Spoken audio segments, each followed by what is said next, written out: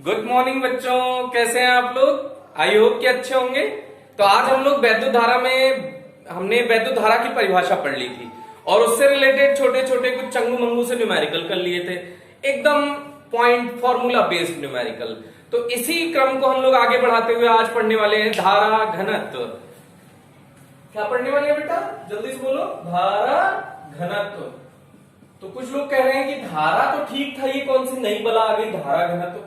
Current density English में बोलते हैं करंट डेंसिटी। भाई धारा तक तो ठीक था, वैद्युत धारा बचपन से पढ़ते आ रहे थे, फिर ये धारा घनत्व कौन सी बला आ गई। तो बेटा ये बड़ी शानदार बला है। इसकी शुरुआत इसको सोचने की जरूरत क्यों पड़ी, क्योंकि वैद्युत धारा तुमने पढ़ लिया कैसी राशि है, अदिश, प्रदिश नहीं। अगर प्रदिश दिया है तो प्रदिश बोलेंगे, अगर प्रदिश दिया नहीं है तो जनरली हम लोग अदिश बोलेंगे। जनरली क्या बोलेंगे, अदिश। लेकिन अगर ऑप्शन में प्रदिश दिया है तो प्रदिश है, 100% ये प्रदिश है। लेकिन अगर प्रदिश नहीं है पता तो अदिश है। तो वैद्युत धारा कैसी राशि है, अदिश। तो अब वैद्युत धारा को हम कई जगहों पे सदिश रूप में यूज करना चाहते थे। वैद्युत धारा को किस रूप में यूज करना चाहते थे बेटा, सदिश रूप में। तो अब ये थोड़ी है कि वैद्युत धारा को जब हम सदिश रूप में यूज करना चाहेंगे तो आज से हमने बोलने शुरू कर दिया कि ना भैया वैद्युत धारा तो सदिश राशि होती है। ऐसा थोड़ी होता है, घर की खेती है कि जो मर्जी वो बोल दो। तो इसके लिए हमने एक नया टर्म परिभाषित किया, एक सुंदर सा, एक अच्छा सा टर्म, धारा घनत्व। तो धारा घनत्व का बड़ा सिंपल डेफिनेशन है, इसको जे से रिप्रेजेंट करते हैं। किससे रिप्रेजेंट करते हैं बेटा, जे। और इसकी खोपड़ी पे आपने एरो देख रखा है, देख रहे हैं, तो इसका ये कंफर्म मतलब है कि ये क्या है, सदिश राशि है। तो अगर डेफिनेशन वाइज जाना चाहे तो I by A into I cap, N cap लिख लो। नहीं तो कुछ लोग कहेंगे ये भी धारा है क्या सर। नहीं बेटा ये धारा नहीं है, ये सदिश है, दिशा को प्रदर्शित करेगा, जे की दिशा को। तो अब इसको परिभाषित कितना सिंपल परिभाषा है, एक किसी चालक तार में, ये तो बोल ही देना है भाई, ये तो इस कार्ड में थोड़ा सा डेफिनेशन को सुंदर बनाने के लिए। तो किसी भी चालक तार के एकांक क्षेत्रफल से प्रवाहित होने वाली धारा को धारा घनत्व कहते हैं। एकांक क्षेत्रफल से प्रवाहित होने वाली धारा को धारा घनत्व कहते हैं। लेकिन भाई फीलिंग सी नहीं आई, तो फीलिंग लेते हैं भाई, फीलिंग लेते हैं। तो ये कोई चालक तार है बेटा, तो धारा कैसे जा रही होगी इसमें, ऐसे जा रही होगी। अब भैया जैसे धारा ऐसे जा रही होगी, तो अगर हम इसका सदिश क्षेत्रफल लें, ये इसका अनुप्रस्थ काट का क्षेत्रफल ले लें, तो इस सदिश क्षेत्रफल की दिशा ये है, तो यही धारा घनत्व की दिशा है। धारा घनत्व जे की भी दिशा इधर ही है। तो बेटा हमेशा ध्यान रख लो कि धारा घनत्व की दिशा किधर होती है, ये बड़ा बढ़िया क्वेश्चन है। तो धारा घनत्व की दिशा धारा की दिशा के अनुदिश होती है। धारा घनत्व की दिशा किसकी दिशा के अनुदिश होती है, धारा की दिशा के अनुदिश होती है। लेकिन इसी में थोड़ा सा मजे लेने के लिए, इसको ऐसे था तब तो सुंदर सा था, यहां पे ये वाला सिरा कैसा कर दिया, ये वाला सिरा कैसा कर दिया बेटा, ऐसा, ये ऐसा कर दिया। अब पूछ रहा है यहां पे भी ये धारा घनत्व बताओ। टेंशन हुई ना हमको, क्या अच्छा धारा बहेगी तो ऐसे थोड़ी बह जाएगी, वो तो धारा, तो वैद्युत धारा तो ऐसे चलेगी। लेकिन इसके सदिश क्षेत्रफल को कहोगे कि इसका सदिश क्षेत्रफल इधर है, अरे होगा कि नहीं। सदिश क्षेत्रफल की दिशा बेटा तल के लंबवत होती है, तल के लंबवत होती है। तो इससे 90 डिग्री के कोण पे सदिश क्षेत्रफल था, तो इससे भी 90 डिग्री के कोण पर सदिश क्षेत्रफल होगा। लेकिन हमने क्या कहा, जे की दिशा यही है बेटा, तो इसमें भी तो जे की दिशा यही होगी। तो ये सदिश क्षेत्रफल किधर चाहिए, जे की दिशा में चाहिए। तो मान ले इसके बीच में कितना कोण है, थीटा। तो जिससे कोण बनता है उसकी दिशा में घटक क्या होता है बेटा, ए कॉस थीटा। तो अगर हम ऐसे कहें तो जे का फॉर्मूला हो जाएगा आई अपॉन ए कॉस थीटा। तो अगर आई इक्वल्स लिखना चाहें तो जे ए कॉस थीटा, तो इसको लिख सकते हैं जे डॉट ए। अगर वेक्टर फॉर्म में लिखना चाहें तो आई अदिश फॉर्म में है, जे डॉट ए। इतना समझ में आ गया होगा। ये थोड़ा सा मैथमेटिकल पोर्शन है, 11th में आपको यूज करने के लिए बहुत बार मिला होगा, तो यहां थोड़ी सी अगर कंफ्यूजन हो तो 11th वाला क्लास देखें। तो इसके बाद देखिए I equal J dot A, एक फॉर्मूला। लेकिन अगर ये अल्पांश क्षेत्रफल ये डीए हो, ये अल्पांश क्षेत्रफल कितना हो बेटा, डीए, और इसमें से निकलने वाली धारा कितनी होगी, डीआई। इसमें से जो धारा निकल रही है वो कितनी होगी, डीआई। तो इसी का फॉर्मूला फिर से क्या बन जाएगा, J vector equals d I over d A cos theta. तो इसको ऐसे इंटीग्रल फॉर्म में, ये सीधे डॉट प्रोडक्ट के रूप में, अगर हम समाकलन रूप में लिखना चाहें, किस रूप में लिखना चाहें बेटा, समाकलन रूप में, तो इसको डीआई इक्वल्स क्या हो जाएगा बेटा, J dot d A cos theta, sorry J d A cos theta. तो ये क्या हो जाएगा, जे डॉट डीए, क्या हो जाएगा, जे डॉट डीए डीआई संपूर्ण धारा के लिए, संपूर्ण धारा हेतु integral DI, integral J dot DA, integral J dot DA. अब चाहो तो इसको थोड़ा सा और मैनिपुलेट कर दो, I equals integral J dot d A. क्या ऐसा कहीं कोई फॉर्मूला पढ़ा है तुमने, इसी से शकल से मिलता जुलता? याद कर जल्दी से याद कर भाई, नहीं याद आया ना, पता है बेटा। अब मैं बता रहा हूं, ई डॉट डीए, कुछ ऐसा याद है ना बेटा, ई डॉट डीए, ये क्या होता था, फाई।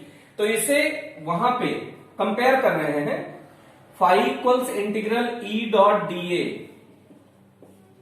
तो इसे क्या बोलते थे, वैद्युत फ्लक्स। तो इसे धारा का धारा फ्लक्स भी बोल सकते हैं, इसे वैद्युत धारा का धारा फ्लक्स भी बोल सकते हैं बेटा।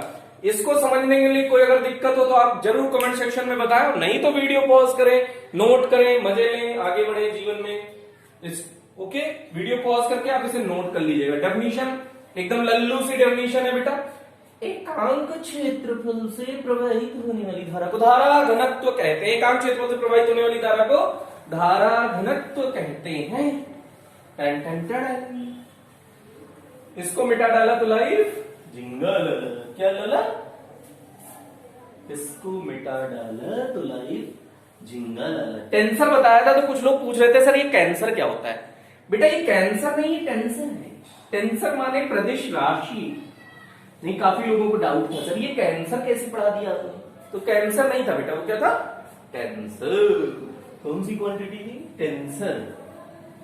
अब भाई क्लासिकल बातें होंगी, चिर सम्मत बातें होंगी, पुरानी पुरानी बातें होंगी, तो पहले उससे रिलेटेड भाई कॉन्सेप्ट है तो उसे तो बताना पड़ेगा ना। थोड़ा सा बोरिंग लगेगा, लेकिन बोरिंग लगने ही नहीं दूंगा, इंटरेस्टिंग बना दूंगा।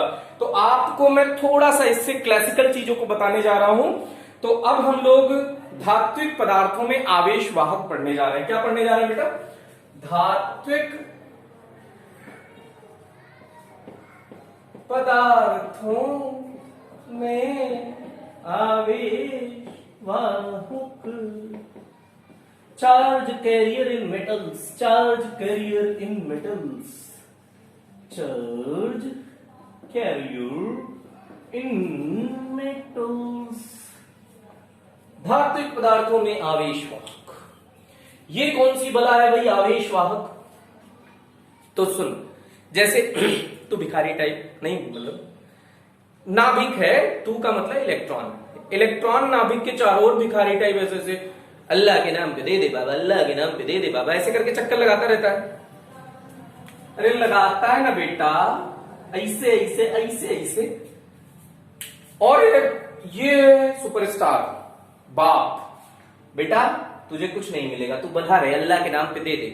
तो इसको किसी ने बाहर से लालच दी, ले बेटा लॉलीपॉप ले, मतलब लालच का मतलब रुपए पैसे दिए, कहा कि बेटा तू यहां चक्कर लगाने की बजाय चल तुझे दुनिया दिखाता हूं, ऊर्जा देने की बात कर रहा है। लेकिन इसने थोड़ी सी ऊर्जा दी, इसने कहा ना, इंटरेस्टेड नहीं हूं, अपने माँ बाप के बाहर किनारे किनारे चक्कर लगा के भिखारी बन सकता हूं, बाहर नहीं जाऊंगा। किसी ने और लालच दी, ले बेटा और ज्यादा लालच ले, अब तो निकलेगा। थोड़ा सा इसका जीभ लपलपाया, लेकिन अभी भी नहीं निकला। और थोड़ी सी एनर्जी प्रोवाइड की, कहा कि छोड़, माँ बाप को कौन कितने दिन तक उसके पास रहेगा, चल छोड़ यहां से निकल। तो यहां से ये इलेक्ट्रॉन निकल गया। अब ऐसे इलेक्ट्रॉन को मुक्त इलेक्ट्रॉन बोलते हैं, ऐसे इलेक्ट्रॉन को मुक्त, क्योंकि ये फ्री हो गया है। ये अपने माँ बाप के किनारे किनारे चक्कर, माँ बाप बोले तो नाभिक, नाभिक के किनारे किनारे चक्कर नहीं लगाता। अब यहां से मुक्त होकर ये कहां जा चुका है, अनंत में जा चुका है। मतलब ये नाभिकीय बल से मुक्त हो गया। जो इलेक्ट्रॉन नाभिकीय बल से मुक्त हो जाता है, ऐसे इलेक्ट्रॉन को मुक्त इलेक्ट्रॉन कहते हैं। पहले समझो मुक्त इलेक्ट्रॉन किसको कहते हैं बेटा, ऐसा इलेक्ट्रॉन जो नाभिकीय बल से मुक्त हो जाता है, फ्री फ्रॉम न्यूक्लियर फोर्स। तो ऐसे इलेक्ट्रॉन को मुक्त इलेक्ट्रॉन कहते हैं। मुक्त हो गया तो अब ये मुक्त है तो ही ये आवेश वाहक का कार्य करेगा। तो जितने इलेक्ट्रॉन मुक्त इलेक्ट्रॉन होते हैं वो आवेश वाहक का कार्य करते हैं।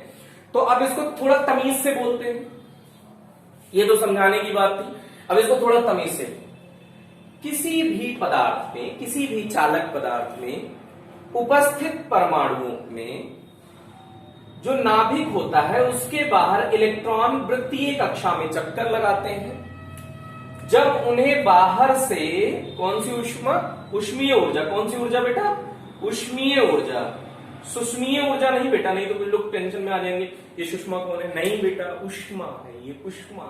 तो ऊष्मीय ऊर्जा प्रदान की जाती है तो वो इसकी कक्षा को छोड़कर चले जाते हैं। ऐसे इलेक्ट्रॉन को मुक्त इलेक्ट्रॉन कहते हैं और ये चालन का कार्य करते हैं। ये पदार्थ में किसका काम करते हैं बेटा, चालन का कार्य करते हैं। फिर से, किसी भी धातु में उपस्थित परमाणुओं के नाभिक के चारों ओर इलेक्ट्रॉन वृत्तीय कक्षा में चक्कर लगाते हैं। जब इनको बाहर से ऊष्मीय ऊर्जा प्रदान की जाती है तो वो अपनी कक्षा छोड़कर चले जाते हैं, अर्थात नाभिकीय बल से मुक्त हो जाते हैं।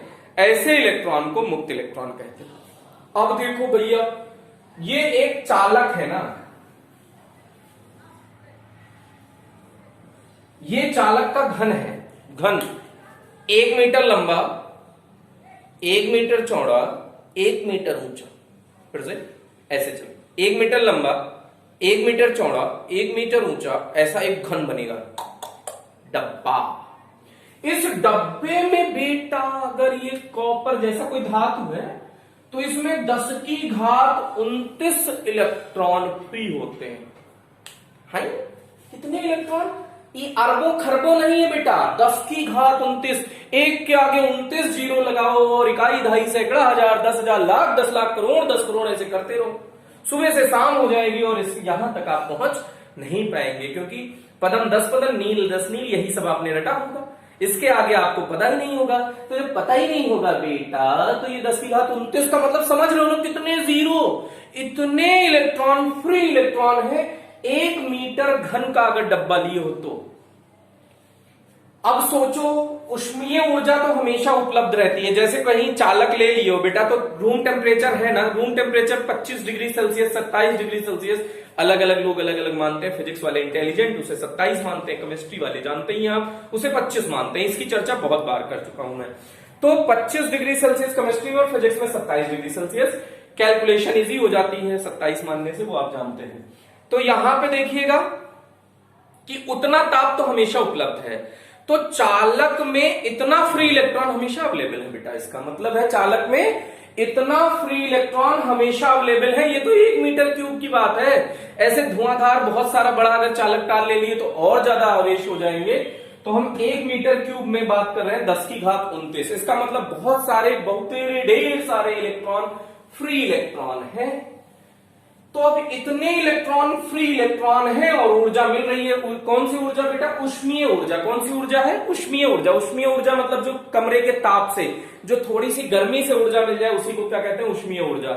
अब ऊष्मीय ऊर्जा हमेशा है, तो ऊष्मीय ऊर्जा जब इनको मिलती है तो ये ऊर्जा पाएंगे तो ढिच्चक ढिच्चक ढिच्चक ढिच्चक करेंगे ना। अच्छा सोच, मेले में गया है तू, भीड़ भाड़ वाला मेला है, एकदम क्राउड वाला मेला है। कोरोना में जाइयो मत, नहीं मर जाएगा कहीं ना कहीं से कोरोना लाएगो। अगर मेले में जाएगो तो कोरोना लाएगो, कोई बात नहीं, कोरोना नहीं लाना अपन को। तुम मान ले कि भीड़ भाड़ वाला एरिया, बहुत खचाखच भीड़ है और उसमें तो भागना चाहता है, तो सोच तेरी हालत क्या होगी, फचा फचा फचा फचा, ऐसे लड़ना शुरू हो जाएगा ना। सोच सोच सोच, यहाँ पे आदमी, यहाँ पे आदमी, यहाँ पे आदमी, यहाँ पे यहाँ पे यहाँ पे ढेर सारे आदमी हैं। तेरे मन में कुछ सूझा कि भागते हैं, टकराया, टकराया इधर गया, यहां टकराया, यहां गया, यहां टकराया, यहां गया। यहां टकराया, यहां गया, यहां टकराया, यहां गया, यहां टकराया, यहां आया, यहां टकराया, यहां गया, यहां टकराया, यहां गया, ऐसे करके तो ढिच्चुक ढिच्चुक ढिच्चुक ढिच्चुक टकराएगा ना। लेकिन ये तो मैंने बहुत दूर का एरिया ले लिया है, तू अभी टकराते टकराते मतलब इतने से एरिया में ही कूद रहा है, ढिच्चुक ढिच्चुक ढिच्चुक। अब वो तुम्हें दिखा नहीं सकते, जूम करके ही दिखाया है। तो उतने ही एरिया में लगातार अगर तुम ढिच्चुक ढिच्चुक कर रहे हो, टकरा टकरा के आ रहे हो, तो तुम नेट कितना गए? तो आंसर है 0 गए। आई नेट कितना गए? जैसे मैंने पूछा कि यहीं से दौड़ना शुरू किए और 1 घंटे बाद मैंने तुझसे मुलाकात की कि बेटा कितना भागे? यहीं मर रहे हैं, टकरा टकरा के यहीं मर रहे हैं। हमने कहा तुम तो सुबह से भाग रहे हो बेटा। कहे वो तो साहब क्या बताएं, टकरा टकरा के आ गए। तो नेट कितना गए? तो आंसर है नेट 0 गए। तो क्वेश्चन क्या कण के पास वेग नहीं है? तो आंसर वेग है। स्पीड है, वेग की बात करें तो वेग नहीं है, स्पीड है। स्पीड और वेग मतलब चाल और वेग में अंतर जानते होंगे। चाल अदिश राशि है, उसमें दिशा का कोई फर्क नहीं पड़ता, लेकिन वेग सदिश राशि है। सदिश का मतलब दिन भर दौड़ते दौड़ते दौड़ते दौड़ते दौड़ते दौड़ते फिर वहीं अगर आ गए तो नेट वेग क्या हो जाएगा? 0, क्योंकि विस्थापन 0 है। तो वेग का फॉर्मूला होता है विस्थापन बटे समय। तो नेट वेग अगर विस्थापन 0 है तो वेग भी 0 होगा। लेकिन अगर चाल की बात करें, v से ही इसको भी लिखते हैं और d से इसको भी लिखते हैं, बस इन दोनों में डिफरेंस क्या है, यहां वेक्टर बना देते हैं। तो चाल बराबर दूरी बटे समय। दूरी तो तय की है ना बेटा तूने, कुछ ना कुछ है, दिन भर दौड़ा तो दूरी नहीं तय की क्या तूने?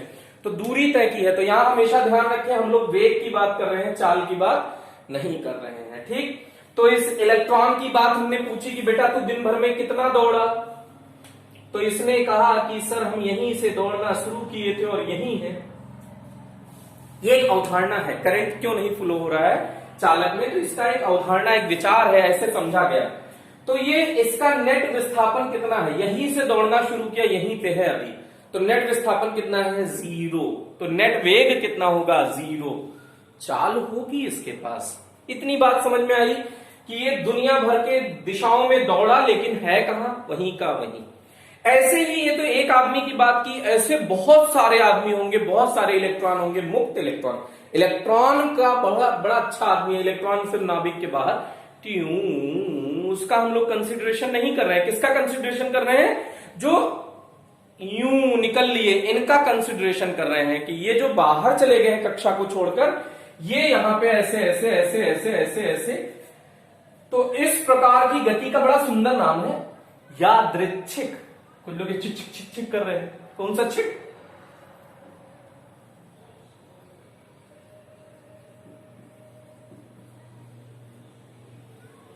ये दाग बेटा, यादृच्छिक गति। इंग्लिश में बड़ा कठिन है, रैंडम रैंडम मोशन। ये इसकी रैंडम मोशन कहलाती है, या फिर इसको जिग-जैग मोशन भी बोलते हैं। कौन सा मोशन बेटा? Zigzag motion. तो जिग-जैग मोशन या रैंडम मोशन। अच्छा, ये कितना खतरनाक होता है इसका अंदाजा तुम नहीं लगा सकते बेटा। ये 10 की घात 4 से 10 की घात 5 मीटर पर सेकेंड।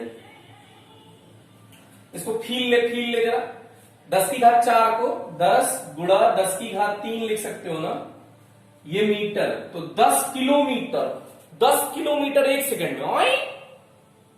ये तो चल 10 किलोमीटर, ये तो हमको 100 किलोमीटर है 1 सेकेंड में। तो ये 10 किलोमीटर से लेके 100 किलोमीटर तक 1 सेकेंड में दौड़ते हैं। कहां? चालक के अंदर। तो हमने पूछा कि तुमने तो धुआंधार करंट फ्लो करा दी होगी। कहे कहां साहब, नेट तो हम चले ही नहीं ना, क्योंकि आवेश प्रवाह तूने कहा था कि तू यहां खड़ा है और जितने यहां से निकलते जा रहे हैं वही तो करंट बनाएंगे।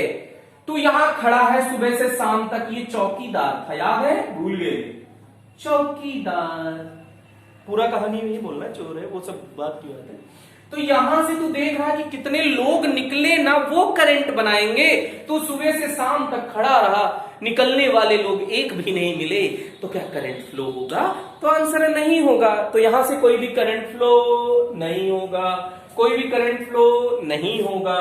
तो पहले धात्विक पदार्थों में आवेश वाहक आपको थोड़ा बहुत समझ में आया क्या? धात्विक पदार्थों में आवेश वाहक, तो इसका मतलब है कि अगर यहां पे इनका वेग u1 माना जाए, u2 माना जाए, u3 माना जाए, डॉट डॉट डॉट ये un माना जाए, तो u एवरेज इक्वल्स क्या हो जाएगा? u1 plus u2 plus u3 plus dot dot dot un upon n। औसत ऐसे तो निकालते हैं बेटा, नहीं जानते हो औसत निकालना? बता देते हैं। जैसे 6 सब्जेक्ट में तुम Hindi English physics, Hindi English science social science ऐसे तुमने 10वीं क्लास में पास किया होगा, तो 6 सब्जेक्ट रहे होंगे। मान ले पहले में मिला 80, दूसरे में मिला 90, कुछ लोग तो टेंशन में आ गए कैसा ये सारे मिला के नहीं है, कुछ लोगों का होगा। तो कुछ लोगों को 100 भी मिला है। कितना मिला है? 100 भी मिल गया है। फिर कुछ लोगों को 60 मिला। कहने सर ये हिंदी हो सकती है या इंग्लिश हो सकती है। फिर कुछ लोगों को इसमें से 90 और मिल गया है। तो ये कितने सब्जेक्ट हो गए? 5। फिर किसी ने किसी और सब्जेक्ट में भी 100 गेन किया है। तो औसत निकालने का मतलब 1 2 3 4 5 6 बटे 6 कर दे तो ये आपका औसत निकल आएगा। इसी को तू बोलता है परसेंट। हर 100 में कितना नंबर आया, तो जो जोड़ के बटे 6 करने पे आएगा वो आपकी परसेंटेज होती है। ओके, बहुत मजा आया, बहुत अच्छी अच्छी बातें हो रही हैं। तो ऐसे u1 u2 u3 dot dot dot un ऐसे कितने लोग हैं? 1 2 3 4 डॉट डॉट डॉट n। तो n से डिवाइड कर दिया तो औसत मिल गया। तो ये औसत वेग या औसत ऊष्मीय वेग होगा कितना बेटा? 0। काहे काहे यहीं से चले, यहीं आ गए डिच्चिक डिच्चिक करते हुए, तो क्या है? औसत ऊष्मीय वेग कितना होगा बेटा? 0। तो u एवरेज आया 0। स्पीड कितनी? सॉरी स्पीड नहीं, वेलोसिटी। स्पीड तो होगी हमेशा, वेलोसिटी भी हमेशा होगी। तो वो 10 टू पावर 4 मीटर पर सेकेंड से 10 टू पावर 5 मीटर पर सेकेंड होगी इनकी random speed, random velocity. Okay, तो इसके बाद नेक्स्ट टॉपिक पे आते हैं हम लोग।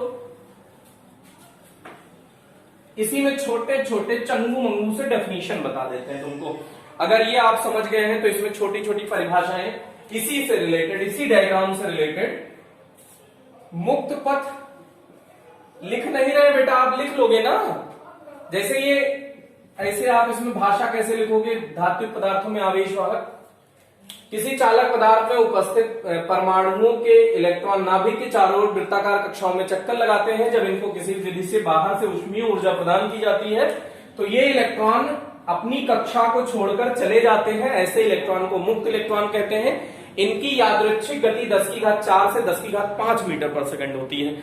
ये भाषा लिखनी है और इसमें लिख देना है कि माना इनके वेग u1 u2 u3 dot dot dot un है, तो u average equals u1 plus u2 plus u3 plus dot dot dot un upon n, उसकी जगह 0 लिख देना है। ओके, अब मुक्त पथ तथा माध्य मुक्त पथ, मुक्त पथ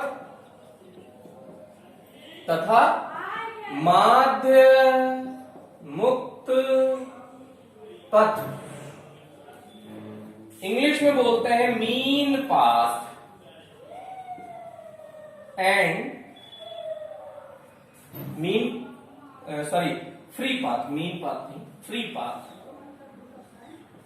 free path and mean free path. Free path मुक्त पथ एंड मीन फ्री पाथ माध्य मुक्त पथ। तो ये क्या होता है भैया?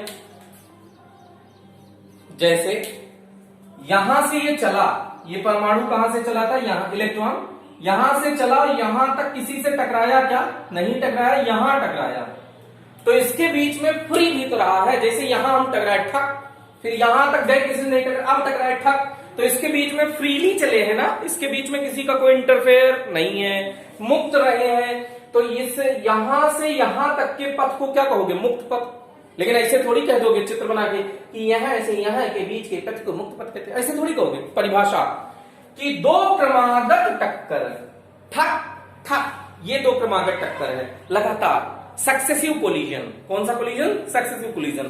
तो दो क्रमागत टक्कर के मध्य तय किए गए सरल रेखीय पथ को बेटा ये एकदम सीधी रेखा है ना, दो टक्कर के बीच में ट्यूं एकदम सीधी लाइन है, कहीं भी दो टक्कर देख लो, ट्यूं सीधी लाइन है।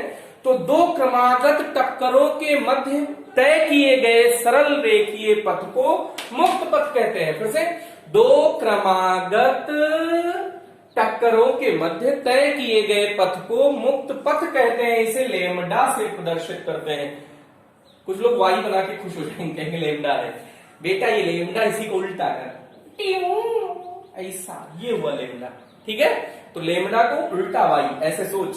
तो फिर से, दो क्रमागत टक्करों के मध्य तय किए गए सरल रेखीय पथ को मुक्त पथ कहते हैं। ये खुद से 4-5 बार बोल के लिख लिया करो। इसे लेमडा से प्रदर्शित करते हैं। तो ये मुक्त पथ हो गया। अब माध्य मुक्त पथ किसे कहते हैं? ये मान लो यहां से यहां तक का लेमडा 1 है, दूसरे टक्कर के लिए लेमडा 2 है, तीसरे के लिए लेमडा 3, चौथे के लिए lambda 4, dot dot dot lambda n, पहले के लिए लेमडा 1, दूसरे के लिए lambda 2, lambda 3, dot dot dot lambda n है। फिर से, सभी टक्करों के औसत पथ को, सभी टक्करों के औसत पथ को माध्य मुक्त पथ कहते हैं। सभी टक्करों के औसत पथ को माध्य मुक्त पथ कहते हैं। इसे लेमडा बार से प्रदर्शित करते हैं, या लेमडा एवरेज भी लिख सकते हो। तो लेमडा बार क्या हो जाएगा बेटा? सभी टक्करों का एवरेज क्या हो जाएगा? इनको ऐड करके अपॉन n कर दो। तो ये है लेमडा एवरेज। सभी टक्करों के माध्य को माध्य मुक्त पथ कहते हैं। फिर से, सभी टक्करों के मुक्त पथ के औसत मान को, सभी टक्करों के मुक्त पथों के औसत मान को माध्य मुक्त पथ कहते हैं। सभी टक्करों के मुक्त पथों के औसत मान को माध्य मुक्त पथ कहते हैं, free path, mean free path. तो मुक्त पथ और माध्य मुक्त पथ शायद क्लियर हो गया होगा। फिर से, मुक्त पथ किसे कहते हैं बेटा? दो क्रमागत टक्करों के मध्य तय की गई सरल रेखीय दूरी को मुक्त पथ कहते हैं। माध्य मुक्त पथ किसे कहते हैं?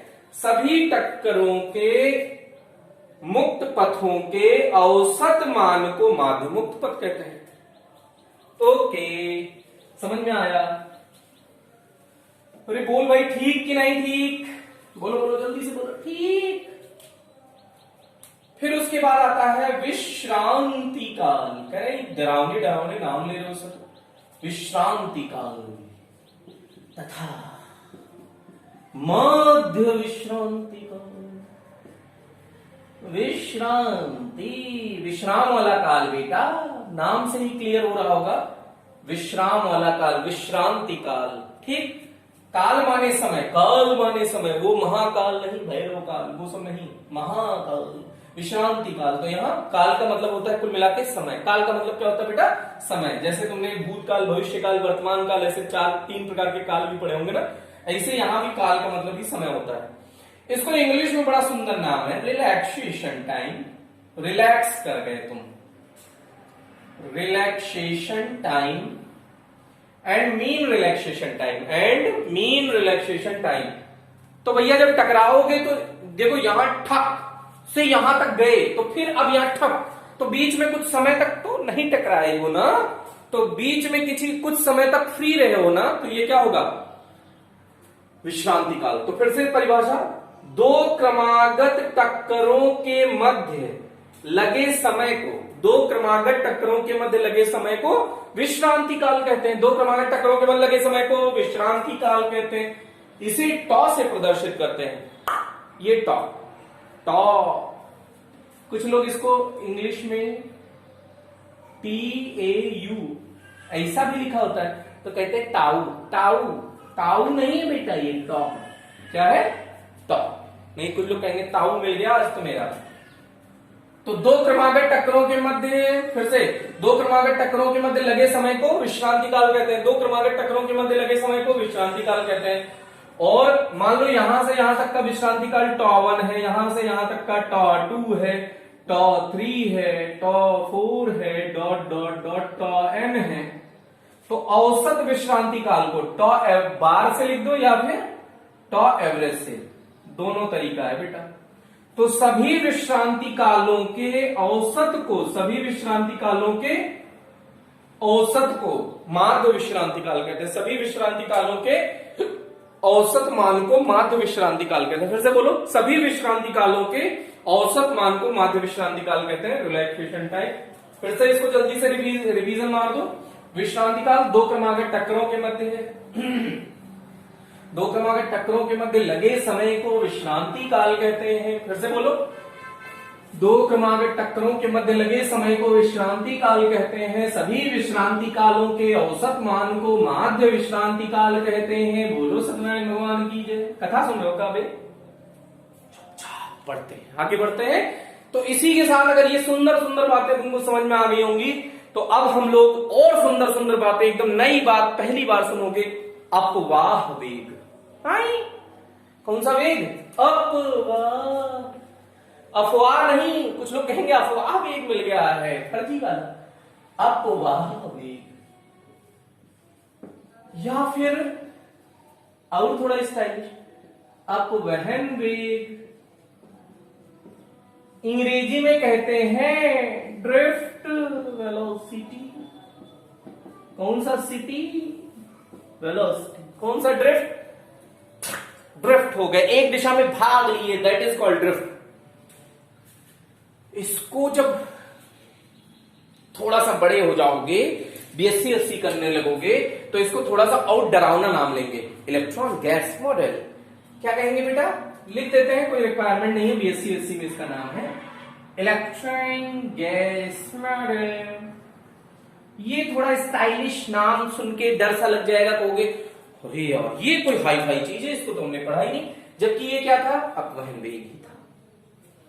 तो ठीक है भाई, अब ये कोई चालक है, कह रहे हैं सर हमारे घर में तो कोई भी ऐसा मोटा तार नहीं लगा है। वही जूम, क्या करके दिखा रहे हैं बेटा? जूम, बड़ा सा। ये चालक तार तो ऐसा है, जूम कर दिया तो ये ऐसा दिखेगा। ओके, इसमें कोई खास बात नहीं है। अब इसमें बहुतेरे फ्री इलेक्ट्रॉन है, ये तो जानते हो। इसको फिर से सोच लो, बिल्लो मुंह खोले, फिर से बता दो। नहीं बेटा, इसमें बहुतेरे फ्री इलेक्ट्रॉन है।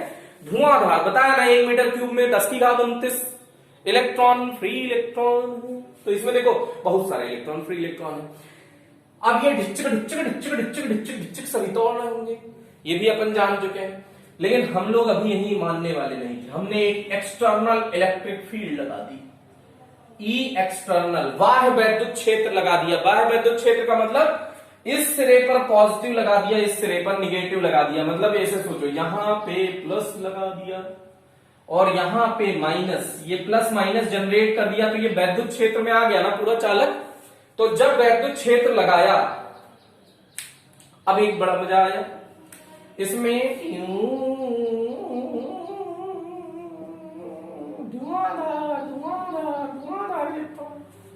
ठीक, इनको मजा आ गया।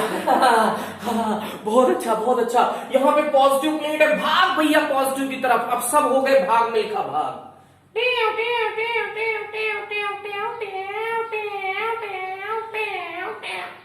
सब भागे। हमने सोचा था कि ये कुछ अभी करंट वरेंट मारना शुरू करेगा। चालक को रखा है वैद्युत क्षेत्र के अंदर। हमने थोड़ी देर बाद देखा कि यहां पे इलेक्ट्रॉन और यहां पे प्रोटॉन। कुछ लोग कहेंगे प्रोटॉन भी भागेगा, ये कन्वीनियंस के लिए मानते हैं, लेकिन हमारे पास फ्री प्रोटॉन नहीं होते बेटा। प्रोटॉन जब ये एक्चुअल में ऐसे थोड़ी सी केमिस्ट्री, एक लल्लू सी, ये कॉपर था शुरू में मान ले, तो कॉपर में से जब इलेक्ट्रॉन निकला तो उसके खोपड़ी पे पॉजिटिव आया। संभाल अपने आप को। तो इसको ऐसे बना देते हैं गोला कॉपर को, और इसके ऊपर पॉजिटिव लिख देते हैं। तो इसको हम लोग बड़ा स्टाइलिश नाम देते हैं, कर्नेल।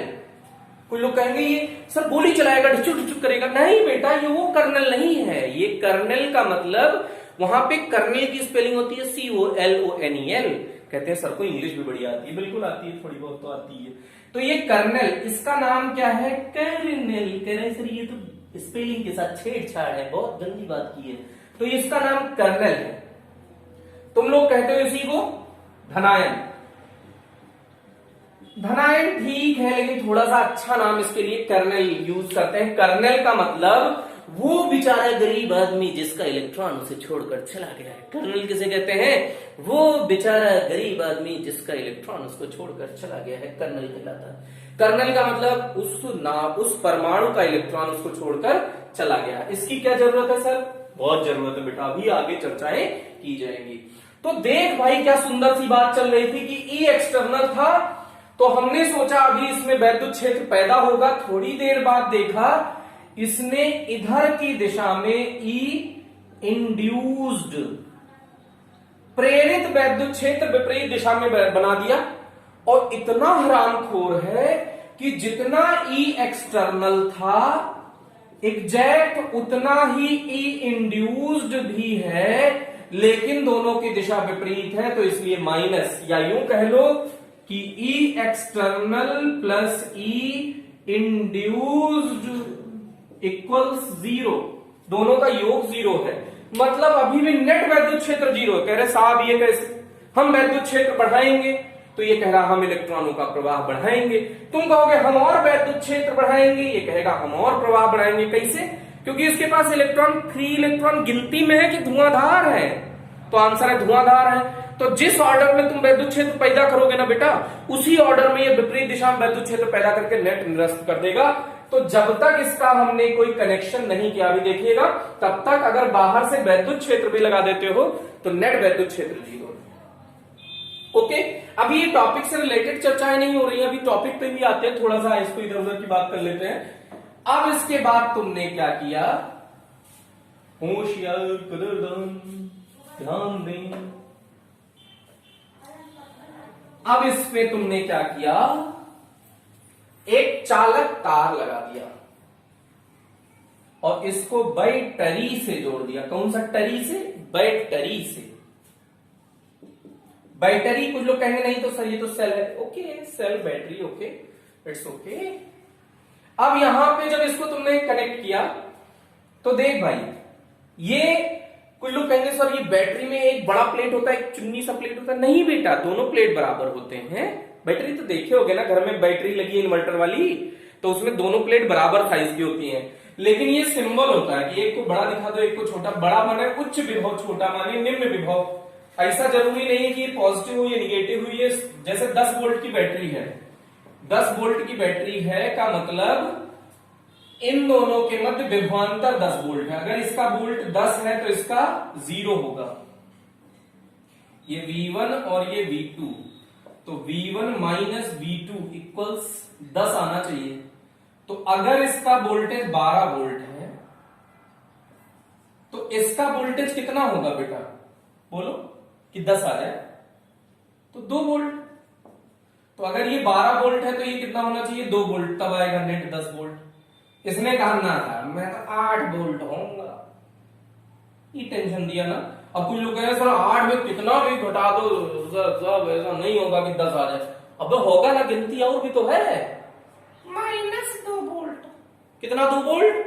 -2 वोल्ट। तो अगर ये 10 वोल्ट, अगर ये 8 वोल्ट है एक सिरा तो दूसरा सिरा -2 वोल्ट हो गया, तब भी 10 वोल्ट आया।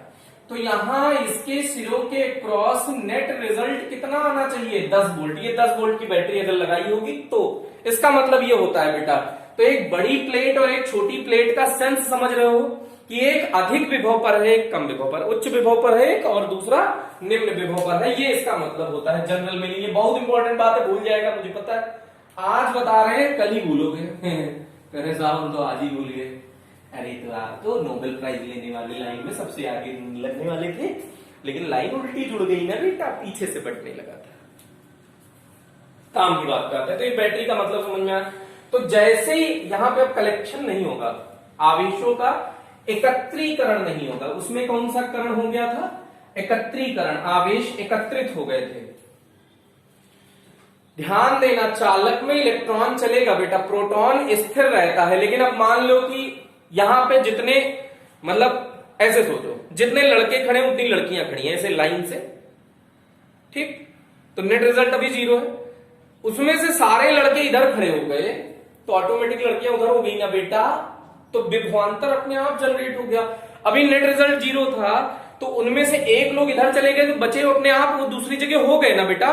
तो अगर सारे इलेक्ट्रॉन इधर भाग रहे हैं तो प्रोटॉन ऑटोमेटिक इधर हो गए ना बेटा। कुछ लोग मरे जा रहे हैं, सर प्रोटॉन कैसे चलता है, सर चालक के अंदर प्रोटॉन चला के दिखाओ, सर चालक के अंदर प्रोटॉन नहीं चलता।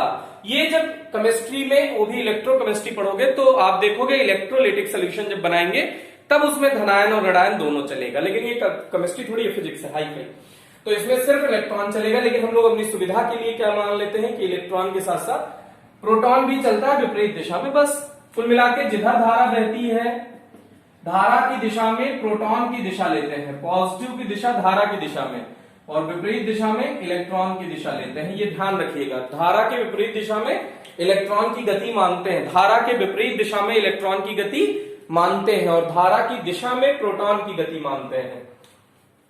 ये एक कन्वीनियंस है, मतलब हम लोग एक चिन्ह का तरीका बना लिए हैं। ओके, तो जैसे ही विभवांतर लगाओगे, अब ये लोग इधर की तरफ शिफ्ट होना चाहेंगे ना बेटा। तुम सोचो, अभी तक तुम क्या कर रहे थे, ढिच्चिक ढिच्चिक ढिच्चिक ढिच्चिक फ्री लड़ रहे थे, टूट रहे थे, कूद रहे थे। अभी तुमको इधर खींचने वाला भी है, तुम इधर टकरा तो रहे हो ठक ठक, लेकिन अगर इधर आ गए ना तो थोड़ा सा बैटरी ताकत देके, बैटरी का काम क्या करना होता है, ध्यान देना, बैटरी का काम ऊर्जा प्रदान करना होता है, इलेक्ट्रॉन देना या इलेक्ट्रॉन लेना काम नहीं होता है।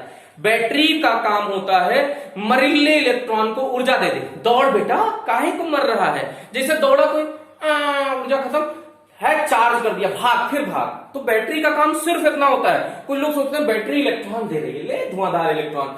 बैटरी का मतलब होता है गो डाउन। गाड़ी आई, ट्रक आया, लोड हुआ, ट्रक गया, वहां खाली करके आया, फिर वही ट्रक दोबारा आया, फिर वहां गोडाउन में लोड हो गया, फिर गया। मतलब एनर्जी खत्म हो गई, आया, बैटरी ने एनर्जी दी, भाग मिल्खा भाग हो गया, फिर वो गया वहां से थक के आया, फिर बैटरी ने उसे खिलाया पिलाया, फिर भगाया, फिर यही काम है सिर्फ बैटरी का। तो बैटरी का काम क्या करना होता है बेटा, ऊर्जा प्रदान करना होता है। तो यहां पे ये इलेक्ट्रॉन जो ऐसे कर रहे थे, देख बेटा, ये इलेक्ट्रॉन ऐसे ही तो चला था, डिच्चिक डिच्चिक, इससे टकराया, इधर टकराया, इधर टकराया, इधर टकराया, इधर टकराया, इधर टकराया, इधर टकराया। तो अब देखो, जो इलेक्ट्रॉन की प्रारंभिक स्थिति थी वो ये थी, प्रारंभिक स्थिति, और फाइनली तुमको थोड़ा देर बाद इलेक्ट्रॉन दिखा यहां पे, अंतिम स्थिति। तो ये इलेक्ट्रॉन इतना सा सरक गया ना बेटा, क्यों सरका, ये समझने की कोशिश करो। बैटरी इलेक्ट्रॉन को ताकत दे रही है कि नहीं, तू मेरी तरफ आ। अभी ये क्या जिगजैग मोशन था, ठक ठक, लेकिन अगर इधर जाएगा तो इधर थोड़ा सा खींच लिया जाएगा ना बेटा। अगर ये दौड़ाता हुआ टक्कर करा इधर, और इलेक्ट्रॉन है तो बैटरी का धनात्मक इसे क्या कर लेगा, अपनी ओर खींच लेगा, तो इधर ये चला जाएगा ना थोड़ा सा। तो ये नेट रिजल्ट हमने देखा कि अब ये थोड़ा सा ड्रिफ्ट हो गया है, थोड़ा सा उधर की ओर शिफ्ट हो गया है, इसी को कहते हैं ड्रिफ्ट। इसी को क्या कहते हैं बेटा, ड्रिफ्ट हो गया। तो ये नेट इसके स्थिति में कितना परिवर्तन आया, देखो, चला ऐसे ऐसे है, ऐसे ऐसे है, ऐसे ऐसे है, लेकिन इतना चला। तो ये 1 सेकंड में कितना चलता है बेटा, 10⁻³ मीटर के कोटि का चलता है 1 सेकंड में। मतलब ये वाला कितनी तेज है समझना, 2 प्रकार की स्पीड है, एक तो यादृच्छिक है, ये 10⁵ के कोटि की है, और जो इतना शिफ्ट हो गया 1 सेकंड में वो कितना है, 10⁻³ मीटर, मतलब 1 मिलीमीटर के ऑर्डर का। 1 मिलीमीटर 1 सेकंड में इधर सरक भी जाता है। तो अब ये क्या कर रहा है, डिच्चिक डिच्चिक डिच्चिक डिच्चिक डिच्चिक डिच्चिक डिच्चिक डिच्चिक डिच्चिक, थोड़ा सा सरक गया आगे।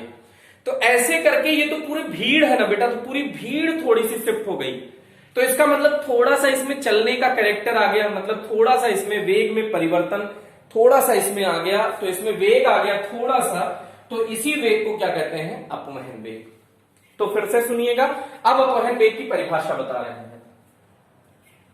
अब पहले की फोटो दिखाते हैं तुमको, 1 मिनट। पहले ये डिच्चिक डिच्चिक डिच्चिक डिच्चिक डिच्चिक डिच्चिक ऐसे चल रहे थे ना, यादृच्छिक गति। लेकिन अब ये इलेक्ट्रॉन ही तो है, ये सब लोग कौन है बेटा, इलेक्ट्रॉन। अब यहां पे ये वाला पॉजिटिव टर्मिनल है ना, और ये निगेटिव टर्मिनल है। पॉजिटिव का मतलब ये सिरा पॉजिटिव हो गया, निगेटिव का मतलब ये सिरा। अब ये वाले इलेक्ट्रॉन थोड़ा सा इधर खिंच जाएंगे, तो ये भी नेट थोड़ा सा इधर चला जाएगा। अब ये इधर जा रहा था ना, ब्लू पेन से दिखाते हैं, तो ये थोड़ा सा इधर ना जाके थोड़ा पीछे रह जाएगा, मतलब नेट इधर ही तो शिफ्ट हो गया। समझने की कोशिश करना, ये इधर जा रहा था, इधर चला गया, तो नेट किधर गया बेटा? परिणामी देखो, इधर जा रहा था, थोड़ा और इधर चला गया, तो नेट इधर ही तो चला गया। ऐसे ये इधर जा रहा था, इधर थोड़ा सा शिफ्ट हो गया, तो नेट इधर चला गया ना। ये इधर जा रहा था, थोड़ा कम स्पीड हो गई इसकी, तो नेट किधर चला गया? इधर। ये इधर जा रहा था, तो नेट इधर चला गया। ये इधर जा रहा था, तो थोड़ा सा पीछे रह गया, तो नेट इधर चला गया। तो सभी लोग नेट रिजल्ट इधर चलने लगते हैं।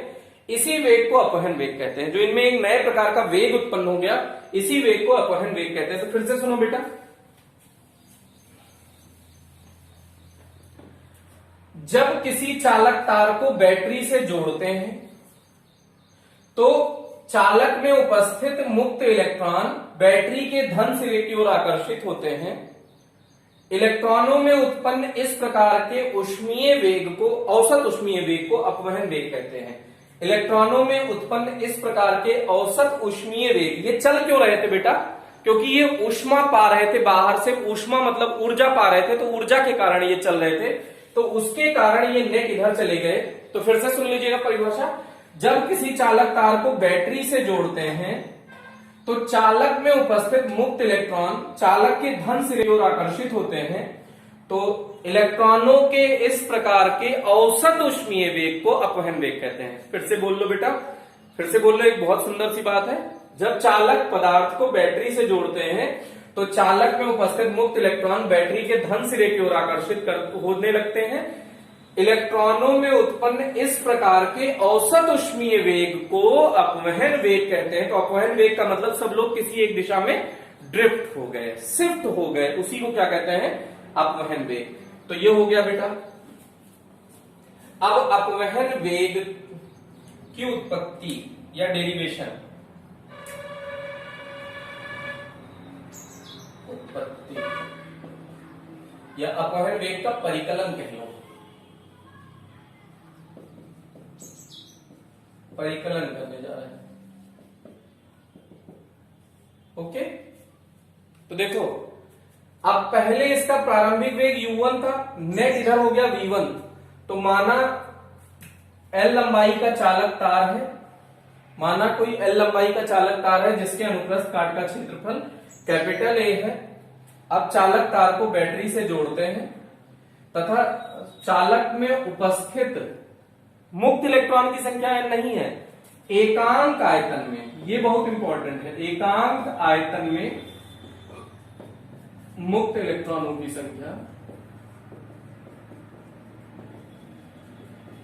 स्मॉल n है। बेटा एकांक आयतन मतलब ये अगर V आयतन है तो V आयतन की बात नहीं कर रहे हैं, इसमें एक छोटा सा टुकड़ा है, उसमें कितने इलेक्ट्रॉन उपस्थित हैं? Small n। तो अगर पूरे V आयतन में तो उसमें V से गुणा कर देंगे, ठीक है। तो फिर से सोचिएगा, फिर से भाषा, माना L लंबाई का चालक तार है जिसे बैटरी से जोड़ा जाता है, जिसके अनुप्रस्थ काट का क्षेत्रफल A है, तो तथा चालक तार में उपस्थित मुक्त एकांक आयतन में उपस्थित मुक्त इलेक्ट्रॉनों की संख्या स्मॉल n है। माना चालक में उपस्थित इलेक्ट्रॉन प्रारंभ में u1, u2, u3 dot dot dot u1 ऊष्मीय वेग से गति कर रहे थे, परंतु बैटरी जोड़ने के पश्चात उनके वेग क्रमशः v1, v2 dot dot dot vn हो जाता है या हो जाते हैं। तो v1 इक्वल्स v बराबर u प्लस at, सुने हो ना समीकरण उसमें न्यूटन का, तो u1 प्लस u, v बराबर u प्लस a t का मतलब यहां टॉ होगा ना बेटा, विश्रांति काल, तो टॉ1। v2 द्वितीय इलेक्ट्रॉन का, v2 equals u2 plus a टॉ2 डॉट डॉट डॉट vn में इलेक्ट्रॉन का un plus a tau n, ये हो गया। अब v एवरेज क्या होगा? v एवरेज क्या होगा बेटा? v1 plus v2 plus dot dot dot vn upon n, यही तो होगा। तो v1, v2, v3 dot dot dot vn का मान रख दो, तो v1, v2, v3 dot dot dot Vn का मान रखने पर ये बेटा चित्र मिटाना पड़ेगा जगह की कमी के कारण। ये चित्र की भाषा और चित्र बार बार यूज होने वाला है, तो इसको दिमाग में सेट कर लीजिए। तो देखो अब इसमें मान रखना शुरू कर दो। तो V एवरेज इक्वल्स V1 की जगह पे क्या रखोगे, U1 plus A tau 1 plus U2 plus A tau 2 plus dot dot dot UN plus A tau n upon n। इसमें से U1 प्लस U2 एक साथ कर सकते हो ना, अपॉन n। देखो U1 U2 U3 dot dot dot UN upon n एक साथ कर लिया, प्लस यहां पे ये भी कर सकते हो ना, a टॉ 1 प्लस a टॉ 2, तो a कॉमन ले लो, टॉ 1 plus tau 2 plus dot dot dot tau n upon n। ऐसे कोई भी स्टेप का अगला स्टेप सही है ये चेक करने के लिए दोबारा से एलसीएम ले लो, अगर वही आ जाए तो सही है, तो दोबारा एलसीएम लोगे तो वही आ जाएगा बेटा। अब इसके लिए हम लोग जानते हैं कि ये औसत ऊष्मीय वेग है और इसका मान 0 हम पढ़ चुके हैं, धात्विक पदार्थों में आवेश वाहक अभी अभी हेडिंग पड़ी थी। तो V एवरेज को V लिख सकते हैं बेटा, ये टॉ एवरेज आ जाएगा कि नहीं, टॉ बार औसत विश्रांति काल, तो V इक्वल्स ए टॉ। ये इक्वेशन नंबर फर्स्ट हो गया। अब अगर ये चालक रहा होगा तो अब इसको जो बैटरी से तुमने जोड़ दिया होगा तो सभी इलेक्ट्रॉन इधर नेट चलने लगे, तो उनमें एक दिशा में बल लग रहा है, एक हिसाब से बैटरी खींच ही तो रही है, तो लगने वाला चालक इलेक्ट्रॉन पर लगने वाला बल, लगने वाला बल वैद्युत क्षेत्र के कारण F equals Q E. Q यहां पे इलेक्ट्रॉन है तो ई बल, जैसे वैद्युत क्षेत्र उधर होगा बल इधर लगेगा तो माइनस दिशा में होगा, और F इक्वल्स ma होगा। ये समीकरण 2, ये समीकरण 3, तो समीकरण 2 व 3 से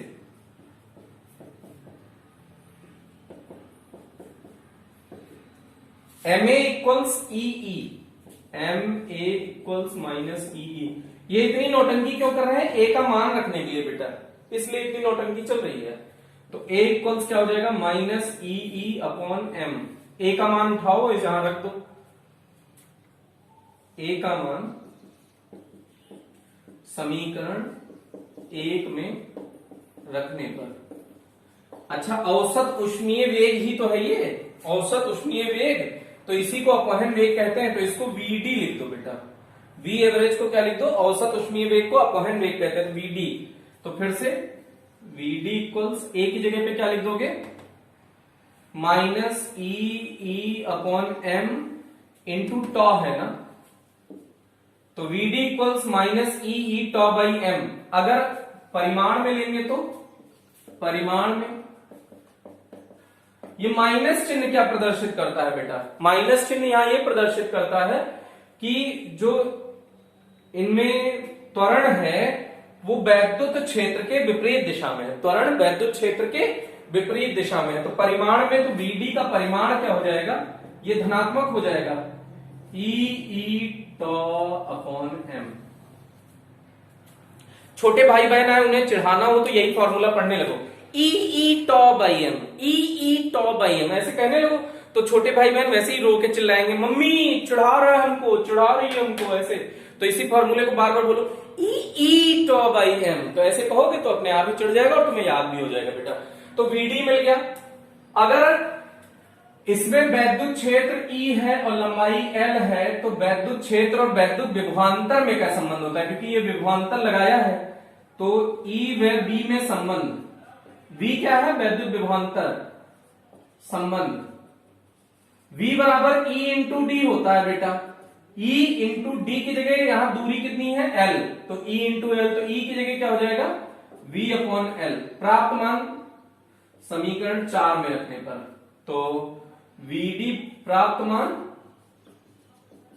समीकरण 4 में रखने पर, तो Vd ये EV, ये V विभव वाला है, ध्यान रखना, EV टॉ अपॉन ml।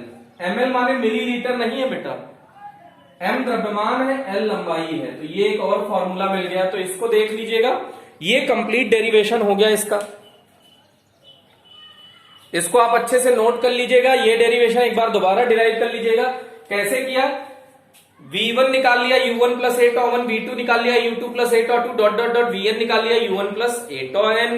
अब v1 v एवरेज क्या होगा, औसत ऊष्मीय वेग, इसी को अपवहन वेग कहते हैं, बाद में लिख देंगे। तो v एवरेज बराबर v1 plus v2 plus v3 plus dot dot dot vn upon n। v1 का मान, v2, ये सब मान आप रख दो यहां से, जैसे इसको रखोगे ये मिलेगा u1 plus u2 plus u3 plus dot dot dot un upon n। ये हो गया 0 क्योंकि औसत ऊष्मीय वेग है, तो प्रारंभिक वेग है तो इसलिए 0 हो गया, क्योंकि हमने उसको प्रूव कर रखा है धात्विक पदार्थों में आवेश वाहक में। फिर उसके बाद a tau 1 plus tau 2 plus tau 3 plus dot dot dot tau n upon n। इसको टॉ एवरेज लिख सकते हो या टॉ लिख दिया उसकी जगह पे, टॉ एवरेज या टॉ एक ही बात है। ये ऊष्मीय वेग, ये सॉरी विश्रांति काल का औसत है बेटा, तो vd इक्वल्स आ गया e टॉ बाई m। अच्छा हाँ, एक्सेलरेशन निकाल लिया, तो f बराबर ma, f बराबर माइनस e, f बराबर qe होता है ना वैद्युत क्षेत्र, वैद्युत उसमें आपने संबंध देखा था वैद्युत क्षेत्र की परिभाषा से। तो f अपॉन f इक्वल्स वो sorry e equals f upon q था, तो f इक्वल्स qe। तो q इलेक्ट्रॉन है एक्चुअल में, तो माइनस e कह दो, या फिर अगर दिशा सही लिखो तो माइनस, वैद्युत क्षेत्र के विपरीत दिशा में है। तो f बराबर EE, f बराबर ma, तो a बराबर EE अपॉन m, तो EE अपॉन m रख दिया, तो आ गया vd equals EE tau by m, vd equals EE tau by m। और विभव और वैद्युत क्षेत्र में संबंध, तो v बराबर EL, तो E बराबर v बाई l उसमें रख दोगे, तो आ जाएगा EV टॉ अपॉन ml, EV टॉ अपॉन ml। तो ये दो बहुत महत्वपूर्ण फॉर्मूले बेटा आए हैं, इन्हें आप देख लीजिएगा। ओके, तो इसके बाद आप इसको अच्छे से नोट कर लीजिए, खूब कायदे से इसको आप डिराइव कर लीजिए। उसके बाद हम लोग इस टॉपिक को आगे नेक्स्ट लेक्चर में पढ़ाएंगे। तो आज के लिए इतना ही, थैंक यू।